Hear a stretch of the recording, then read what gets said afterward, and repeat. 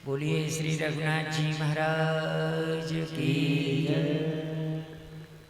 जय। जय श्री राधे, जय जय श्री राधे, जय जय श्री राधे।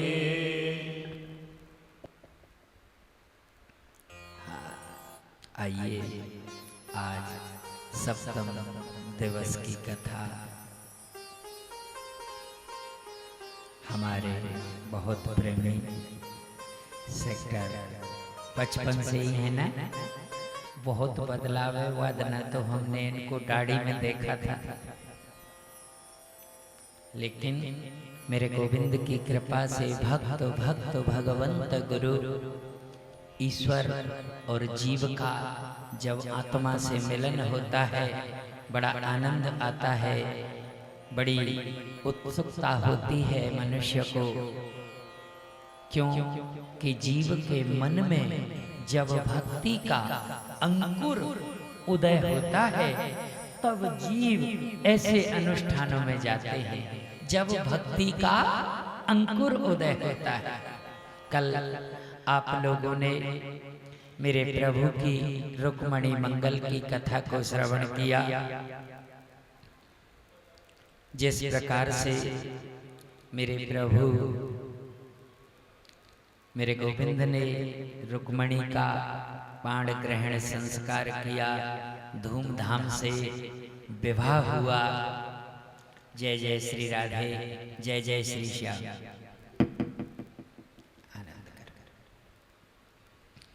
बड़ी धूमधाम से रुक्मणी जी के विवाह की कथा आप लोगों ने श्रवण की। क्योंकि एक बात और बोले, महाराज जो भीष्मक थे ना, उनके कोई पुत्री तो थी नहीं, केवल 5 पुत्र थे। रुक्मणी जी कोई साधारण स्त्री नहीं थी, स्वयं किशोरी श्री राधे का ही प्रतिबिंब है रुक्मणी जी। एक सरोवर में महाराज भीष्मक जी को मिली लेकर के आए, बड़े प्रसन्न हुए। देवर्षि नारद जी ने सारा वृत्तांत महाराज भीष्मक को बताया कि इनके स्वामी इनका बाण ग्रहण द्वारकाधीश से होगा, द्वारकानाथ से होगा, ऐसा देवर्षि नारद जी ने बताया। लेकिन महाराज भीष्मक त्रिलोक के राजा तो थे, लेकिन वृद्ध हो गए थे। 5 पुत्र थे, पुत्रों की चलने लग गई। उनका जो ज्येष्ठ पुत्र था रुक्मी, उन्होंने रुक्मणी का विवाह शिशुपाल से कर दिया, तय कर दिया। लेकिन रुक्मणी तो इस धरातल पर मेरे गोविंद के ही लिए प्रागट्य हुआ था। जिस प्रकार से आपने कल श्रवण, बड़ी सुंदर पवित्र झांकी आप लोगों ने रुक्मणी मंगल की इन नेत्रों से निहारी। जैसे कानों का होना कब श्रेष्ठ है, जब भगवान की कथा सुने, किसी की निंदा न सुने। भगवान की कथा सुने, कीर्तन करें, ये कानों का होना तब श्रेष्ठ माना गया है। अच्छी वस्तु श्रवण करें। यदि नृत्य सुने तो भगवान के नाम का सुने, कानों से जीवन धन्य हो जाएगा। नेत्रों से अच्छी वस्तु को निहारें, क्योंकि इस शरीर में यदि किसी वस्तु का वेग घुसता है तो सबसे पहले दोष नेत्रों का होता है। पाराभा रुक्मणी आदि शक्ति है। मेरे गोविंद के साथ उनका विवाह हुआ, बड़ी धूमधाम से वैसे कथा तो बहुत है रुक्मणी मंगल की, जो कल हमने आपको सूक्ष्म रूपेण में सुनाई। जब भगवान ले गए तो रुक्मी ने एक अक्षौणी सेना लेकर के मेरे गोविंद का पीछा किया, मेरे कन्हैया का, और मेरे गोविंद का पीछा करते हुए मेरे गोविंद को बीच में पकड़ लिया।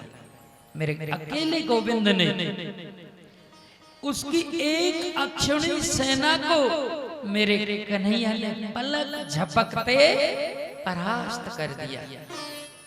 रुक्मी को रथ के पहिए से बांध लिया। इधर कृष्ण के बड़े भाई को पता चला, अरे कन्हैया अकेले चले गए हो। बलभद्र अपने हल मूसर को लेकर के, बहुत बड़ी सेना लेकर के पीछे से आ रहे हैं। बलभद्र ने रुक्मी को बंधा देखा, कन्हैया से कहा, ए कन्हैया इसकी खोल दो, अभी खोलो इसे। मेरे गोविंद से रुक्मी को खुलवा दिया। महाराज भीष्म भी आ गए। कन्हैया इसका तो जन्म, इसका तो अवतरण ही आपके लिए हुआ है द्वारकाधीश, मुझे क्षमा करें। और रास्ते से रुक्मणी को राजा भीष्म अपने घर ले आया। बड़ी धूमधाम के साथ मेरे गोविंद का विवाह हुआ रुक्मणी जी से, बड़ी धूमधाम के साथ। आदरणीय सुखदेव जी कहते हैं कि जीवन में जिस व्यक्ति का, जीवन में जिस मनुष्य का स्तर बढ़ता है ना, उतने ही शत्रु पैदा हो जाते हैं। ये निश्चित बात है। हे राजा परीक्षित, उतने ही शत्रु हो जाते हैं। सबसे पहले मेरे गोविंद के घर प्रद्युम्न का जन्म होता है। प्रद्युम्न, आदरणीय सुखदेव जी कहते हैं, राजा प्रद्युम्न किसे कहते हैं? जिसके जीवन में सुंदर प्रकाश हो, सुंदर प्रकाश, उसे प्रद्युम्न कहते हैं। पुत्र ने जन्म ले लिया, भगवान द्वारकाधीश हो गए, शत्रुओं की कोई कमी नहीं है। आदरणीय सुखदेव जी कहते हैं, राजा संभासुर, संभासुर नाम का जो दैत्य था, मेरे गोविंद के यहाँ से प्रसूत ग्रह से, प्रसूत ग्रह से मेरे गोविंद के पुत्र प्रद्युम्न को उठा करके ऊपर आकाश में ले गए, और आकाश मार्ग में उड़ते उड़ते उड़ते उड़ते प्रद्युम्न को समुद्र में फेंक दिया, समुद्र में डाल दिया। जब वो छोटा सा बालक समुद्र में गिरा तो उसे मछली निकल गई। आदरणीय सुखदेव जी कहते हैं, मछली निकल गई। हे राजन, जब संभासुर के जो सेवक थे उन्होंने समुद्र में जाल फेंका तो वो मछली जाल में आ गई। क्योंकि जितने भी दैत्य होते हैं ना, दैत्यों में और देवताओं में यही अंतर होता है। सत्य कहता हूं, यदि आप, जहां तक हमारी आवाज जाती है कि आप लोग सबसे पहले अपने आहार को शुद्ध रखिए, जीवन संवर जाएगा, जीवन बदल जाएगा। संभासुर को मार करके मेरे गोविंद, जब संभासुर को मार करके जब मेरे प्रभु आए, प्रद्युम्न बड़े होते हैं, इनकी भी कथा इस प्रकार से है, छोटे रूप में बता ही देता हूँ, क्योंकि सोच रहा हूँ कोई कथा न छूटे, फिर भी छूट जाती है। प्रद्युम्न कौन है? सुंदर प्रकाश।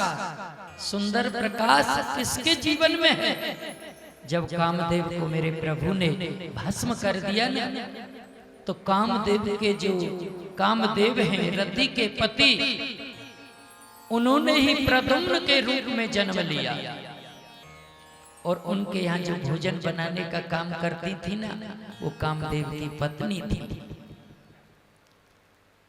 उन्होंने मछली को चीरा और चीरा लगा करके देखा तो सुंदर बालक निकला। संभासुर के पास ले गई, महाराज ले बन के मैं क्या करूं इसका? राजा महाराजा है, बन के तुम ही पालो। आदरणीय सुखदेव जी कहते हैं इतनी सेवा की कि 12 वर्ष के प्रद्युम्न 20 वर्ष के से दिखाई देने लगे। महाराज प्रद्युम्न जब बड़े हो गए तो संभासुर से युद्ध हो गया।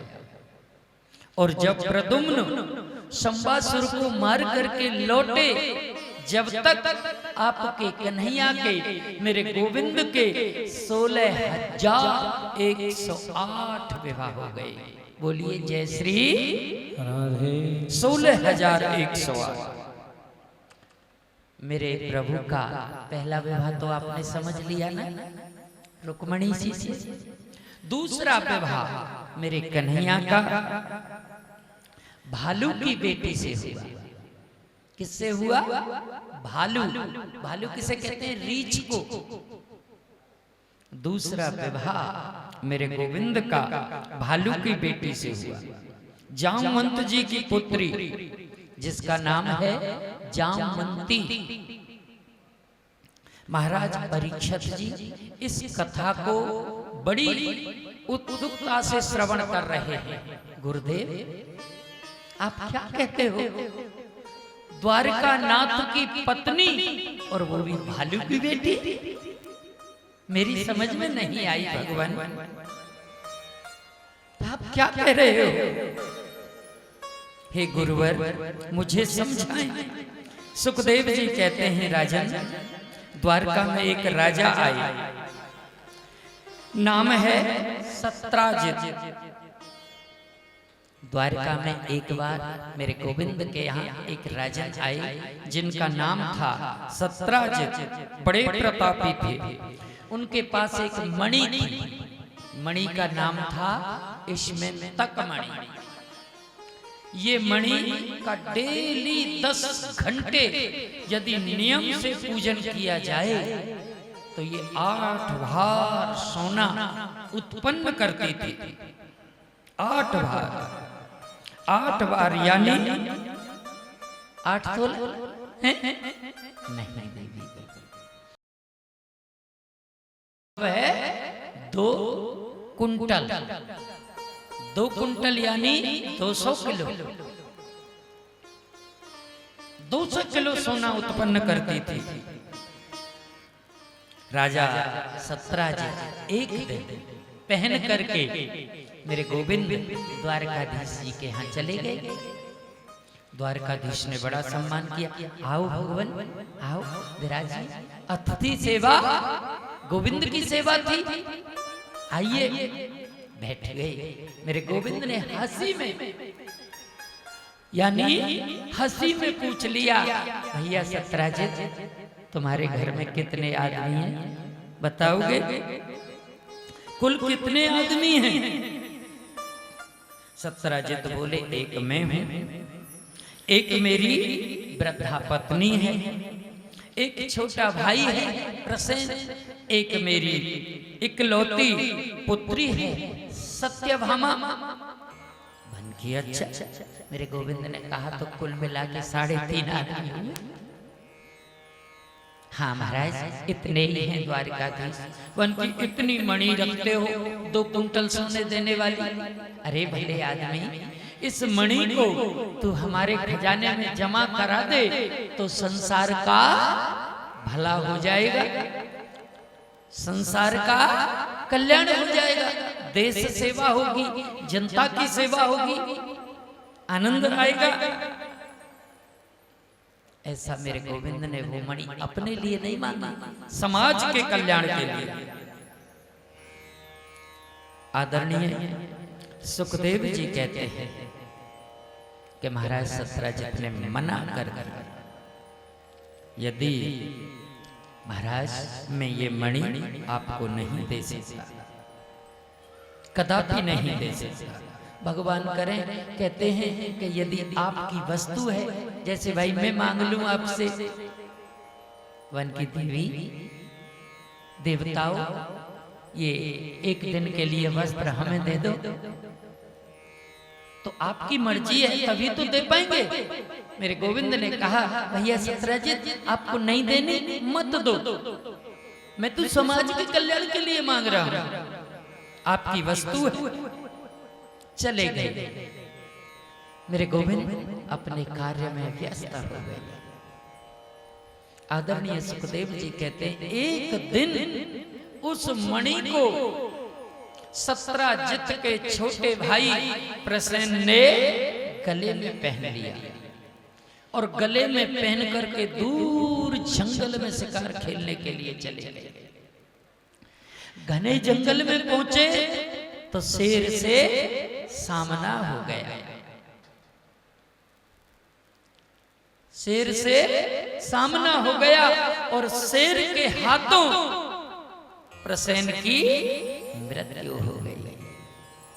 बोलिए जय श्री। और शेर ने उस मणि को छीन लिया और मणि को ले करके शेर जाने लगे। उधर से जामवंत जी आ रहे थे। जामवंत जी ने देखा वह कि इस शेर पे तो बड़ा चमकीली वस्तु है। अब जामवंत जी की और शेर की दोनों का युद्ध प्रारंभ हो गया। जामवंत जी ने शेर को मार दिया और वो मणि ले ली। बड़ी चमकना है, इससे तो मेरी पुत्री खेलेगी, इससे मेरी बेटी खेलेगी जामवंती। और जामवंत जी उस मणि को लेकर के चले गए। सत्यराजित को पता चला मन की मेरा भाई किसी ने मार दिया, मणि हत्या ली। आदरणीय सुखदेव जी कहते हैं राजन मेरे गोविंद को, मेरे कन्हैया को कैसा कलंक लगा। सत्यराजित कहते हैं कि परसों के दिन मैं द्वारिकापुरी में गया, कन्हैया ने मुझसे मणि मांगी और मैंने मना कर दिया। शायद उस द्वारिकाधीश ने अपने सेवकों को भेज करके मेरे भाई की मृत्यु करा दी और मणि को हत्या कर। देवियों, काजल से भी यदि कोई जीवन में काली वस्तु है तो वो कलंक है, कलंक। जैसे कभी कभी भजन सुनाते हैं ना कि मेरे दाता किसी को, मेरे मालिक किसी को गरीबी न दे, मौत दे दे मगर बदनसीबी न दे, मौत दे दे मगर बदनसीबी न दे। मेरे मालिक किसी को गरीबी न दे, मेरे मालिक किसी को गरीबी न दे, मौत दे दे मगर बदनसीबी न दे। यदि काजल से भी कोई काली है तो वो कलंक है। कई बार जब व्यक्ति की आर्थिक स्थिति बिगड़ती है ना देवियों, तो कोई राम राम भी नहीं लेता। राम राम लेने में ये संकोच होता है कि ये मनुष्य, ये पंच भौतिक शरीर कुछ मांग ना ले, कुछ कहने न लग जाए, ये संकोच होता है, ये सोचते हैं। आदरणीय सुखदेव जी कहते हैं कि हे राजा परीक्षित, मेरे गोविंद को कलंक लग गया। हम और आप छोटे से दुख से दुखी हो जाते हैं। हे राजा परीक्षित, आप ध्यान दीजिए कि जिस दिन से मेरा गोविंद इस धरातल पे आया, उस दिन से लेकर के आज तक दुखों की कोई कमी नहीं रही।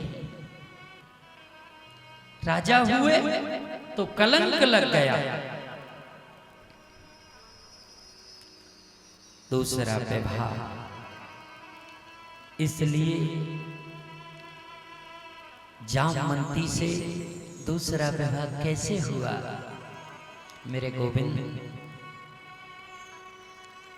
ने देखा कि कलंक तो बहुत बुरी वस्तु है, गए। अब मेरे कन्हैया ने देखा कि जहां प्रसेन मरा था वहां शेर के पंजे बन रहे थे। क्या बन रहे थे? शेर के पंजे। मेरे गोविंद उस शेर के पंजों पे पीछे पीछे गए, तो दूर जाने पर मेरे कन्हैया ने देखा कि शेर भी मरा पड़ा है। फिर देखा कि रीछ के पंजे बन रहे,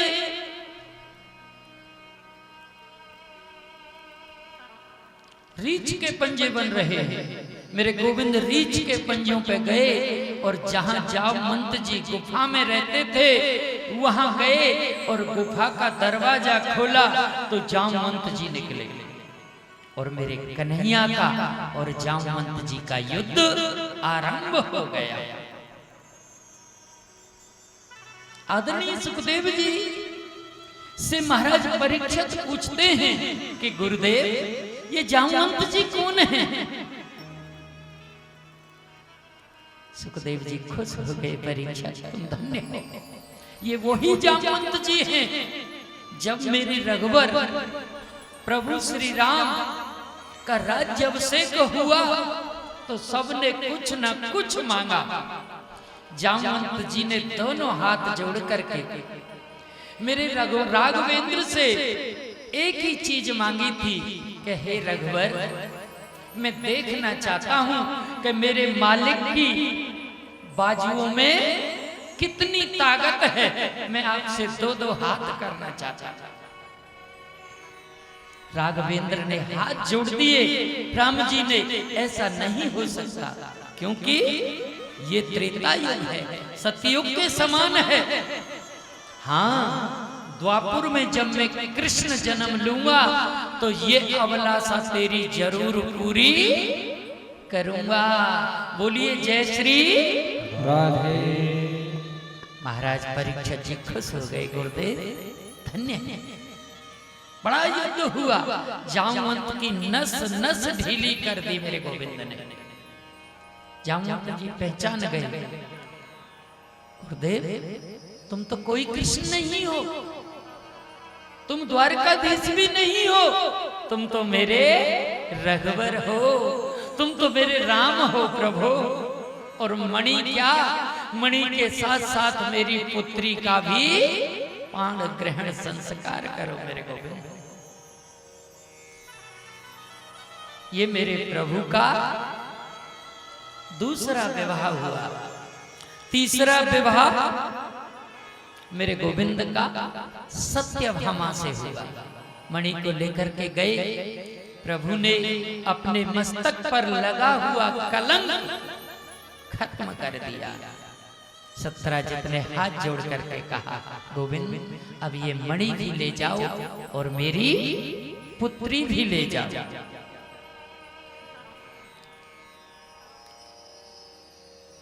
मेरे प्रभु का चौथा विवाह कालिंदी के साथ हुआ। एक बार कृष्ण और अर्जुन घूमते घूमते यमुना के किनारे पतित पावनी मैया यमुना के किनारे घूम रहे थे।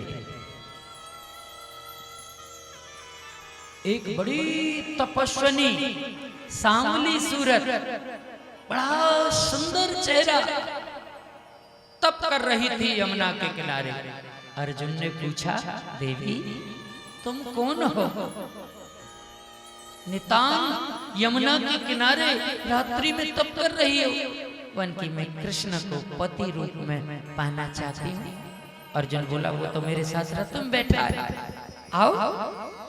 अर्जुन ने कालिंदी का हाथ मेरे गोविंद के हाथ में दे दिया और गंधर्व रीति से मेरे प्रभु का विवाह कर दिया। ये मेरे प्रभु का चौथा विवाह हुआ। पांचवा विवाह मेरे गोविंद का आदरणीय सुखदेव जी कहते हैं, बिंद और अरविंद दो भाई थे। इनके एक परम लाडली बहन थी मित्रवृंदा।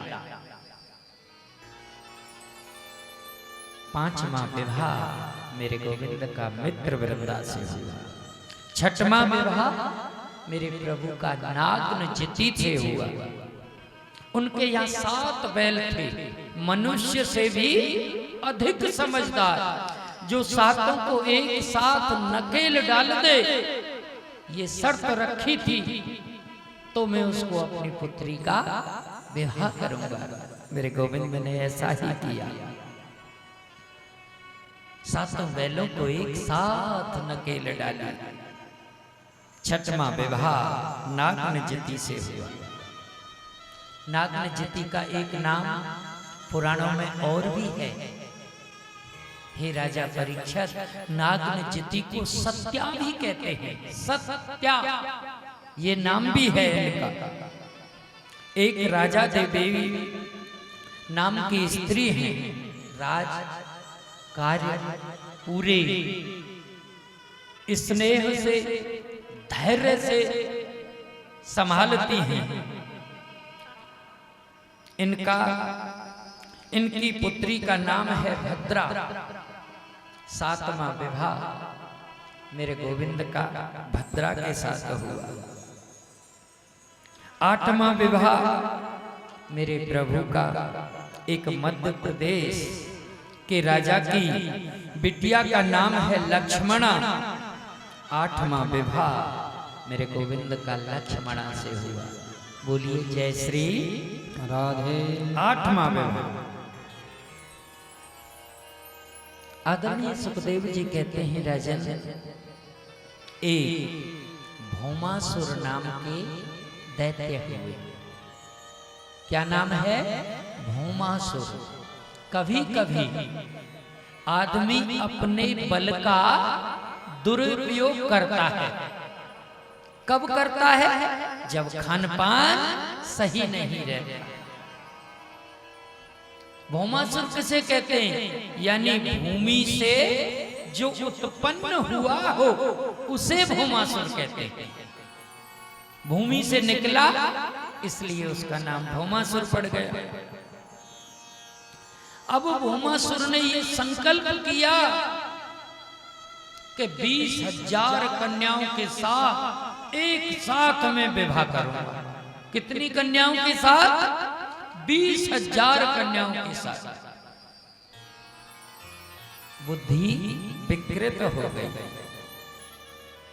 आदरणीय सुखदेव जी कहते हैं कि 16,100 राजकुमारियों को बंदी बना लिया भौमासुर और अपने बंदी गृह में ला के बंद कर दिया। 16,100 इतनी कन्याओं को बंदी बना लिया। ये सूचना मेरे गोविंद को मिल गई। मेरे कन्हैया आए, क्योंकि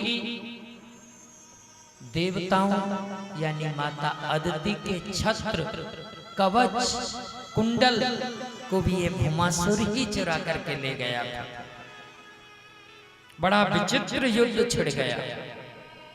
मेरे प्रभु ने इसका भी उद्धार कर दिया।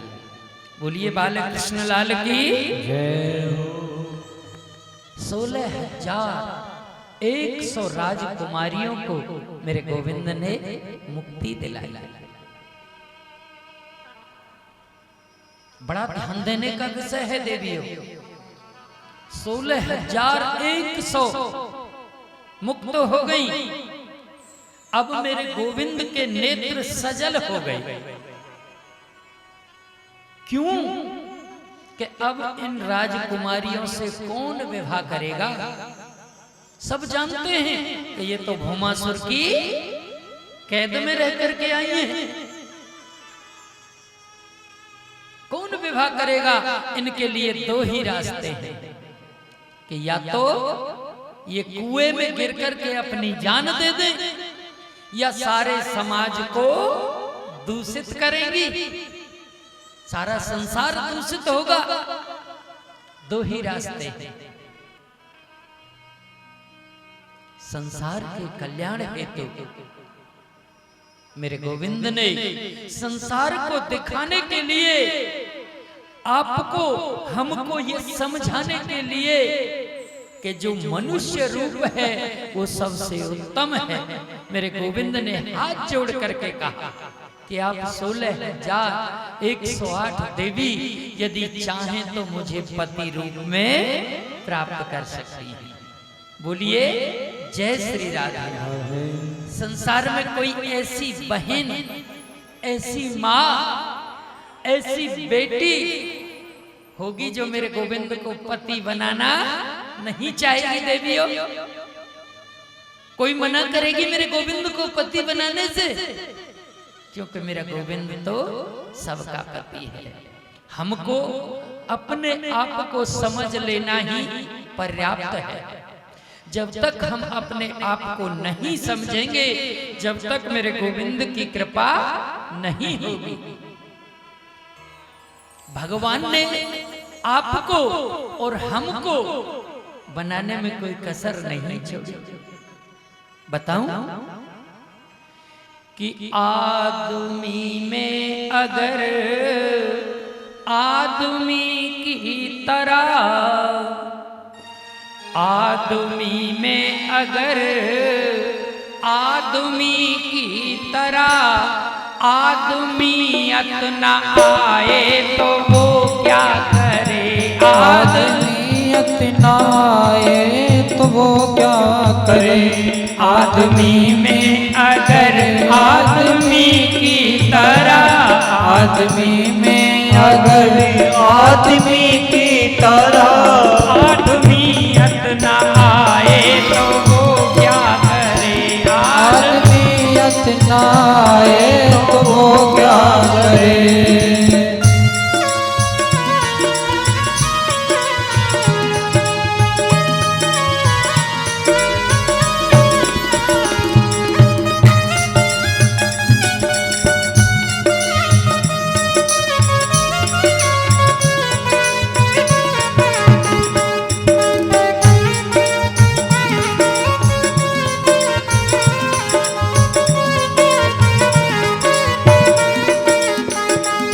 देने वाले ने दुनिया में हर चीज दी, देने वाले दुनिया में हर चीज दी, देने वाले ने दुनिया में हर चीज दी, देने वाले दुनिया में हर चीज दी।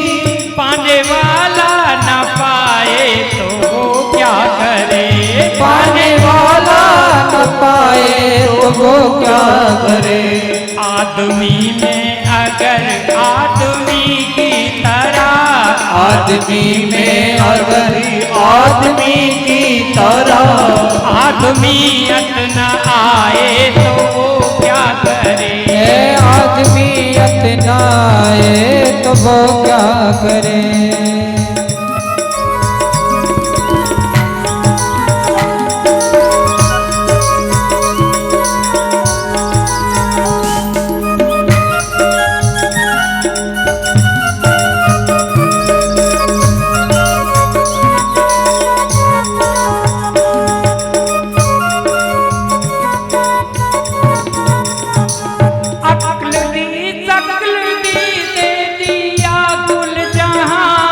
अक्ल दी दे दिया कुल जहां। अक्ल दी दे दिया कुल जहां।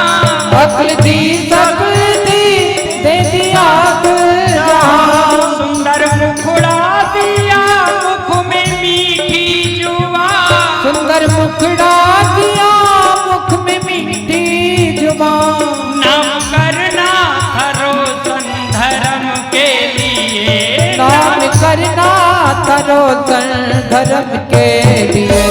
जुल्म जो तू कमाए तो वो क्या करे। जुल्म जो तू कराए तो वो क्या करे। आदमी में अगर आदमी की तरह।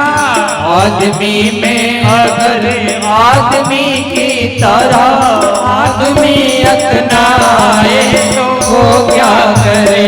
आदमियत न आए तो वो क्या करे।